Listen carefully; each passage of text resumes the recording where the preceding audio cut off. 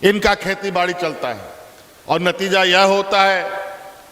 और आज के दिन में पर्यावरण परिवर्तन जिस तरीके से बदल रहा है, आज देख लीजिए, हम लोग दिसंबर के महीना में चल रहे हैं,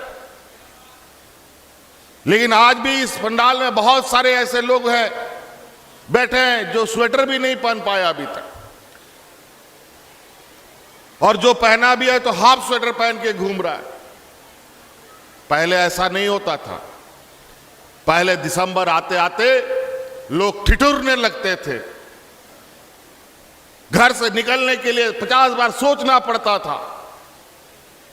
लेकिन मौसम कैसा बदल रहा है ये आप देख रहे हैं।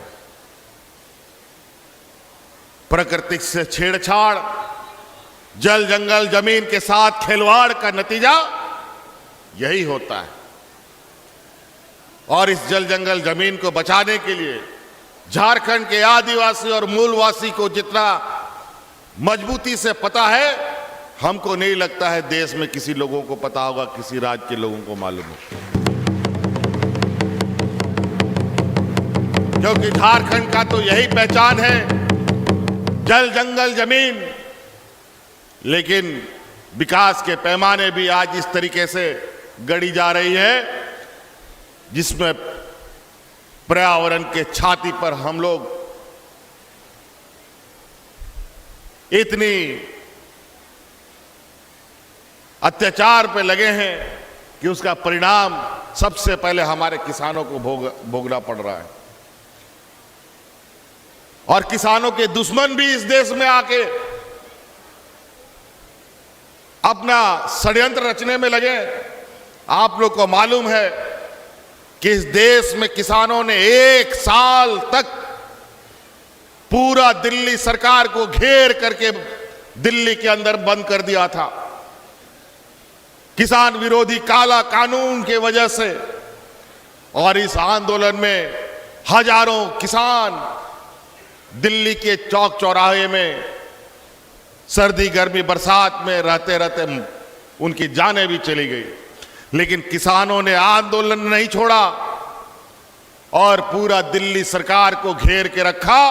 अगर वो कानून लागू हो जाता, इस देश का एक भी किसान दिखाई नहीं मिलता।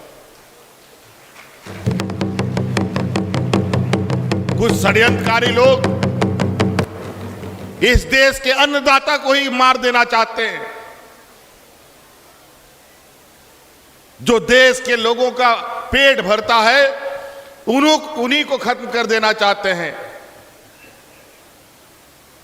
बड़े सुनियोजित तरीके से वन अधिकार कानून बदल दिया जाता है और जंगल में रहने वाले लोगों को बेदखल करने की कार्य योजना बनती है। इन सब चीजों के लिए आपको भी सजग रहना होगा।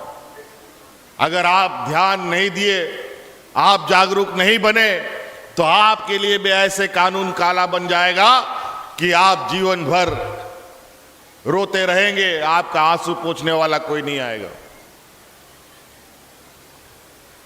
हमने पहले बोला इंसान को रोटी कपड़ा मकान की जरूरत है, रोजगार तो बाद में आता है। किसी तरीके से कुछ ना कुछ मिल ही जाएगा, नहीं तो भीख मांग के खाएगा। लेकिन रोटी कपड़ा तो हर को चाहिए। हमने आपको राशन कार्ड के बारे में बताया, कैसे डबल इंजन की सरकारों ने काम किया था, हमारे विपक्षों ने काम किया था।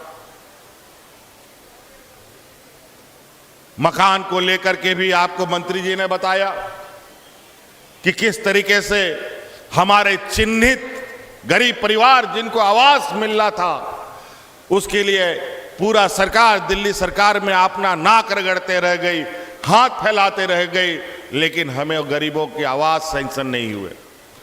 अंतोगत्वा यहाँ की गरीबी के आलम देखते हुए हमने भी ये निर्णय लिया कि झारखंड किसी से कम नहीं, और अब हम अपनी योजना चलाएंगे और अबुआ आवास योजना चला करके भारत सरकार से भी बड़ी आवास बना करके आपको देंगे।